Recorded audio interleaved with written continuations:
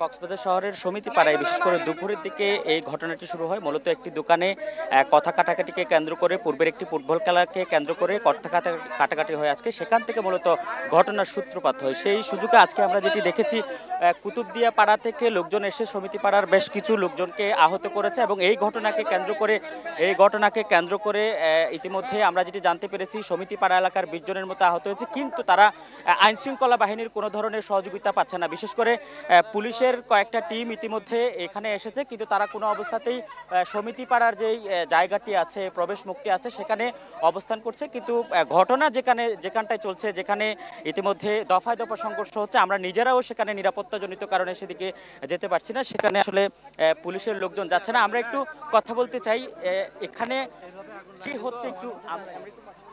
তোমরা ওখানে যাও, ওখানে হেলমেট নিয়ে অস্ত্র নিয়ে। এটা একটা ক্ষুদ্র ঘটনা থেকে সংঘর্ষ, এটা এখনো বলা যাবে না, জানতে হবে আসলে কি হয়েছে। বিশ্বমানের থার্মিক্স রড, সালাম স্টিল থার্মিক্স, দেশের একমাত্র থার্মিক্স রড।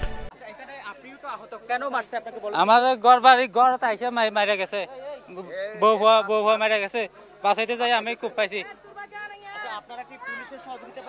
না, পাচ্ছি না। আমরা কোনো প্রশাসনের লোকের কোনো সহযোগিতা পাচ্ছি না।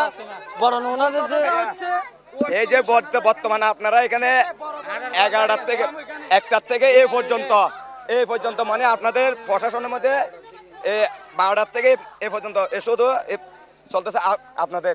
এখন পুলিশ এখানে, বিমান বাহিনী এখানে আসছে। আমরা কথা বলছিলাম যে তারা যেটি অভিযোগ করছেন যে দুপুর থেকে মূলত ঘটনাটি চললো, এখনো পর্যন্ত আইন শৃঙ্খলা বাহিনীর পক্ষ থেকে কোনো ধরনের সহযোগিতা করছে না। যদিও আমরা ইতিমধ্যে জানতে পেরেছি সেনাবাহিনীর কয়েকটি টিম এই এলাকার দিকে রওনা দিয়েছে, তারা আসলে হয়তো পরিস্থিতি নিয়ন্ত্রণে আনা সম্ভব হবে। এই ছিল এখানকার সর্বশেষ। আমাদের এখানে আজিম, আপনাকে ধন্যবাদ। দর্শক, কক্সবাজার থেকে যুক্ত ছিলেন সহকর্মী আজিম নিহাদ।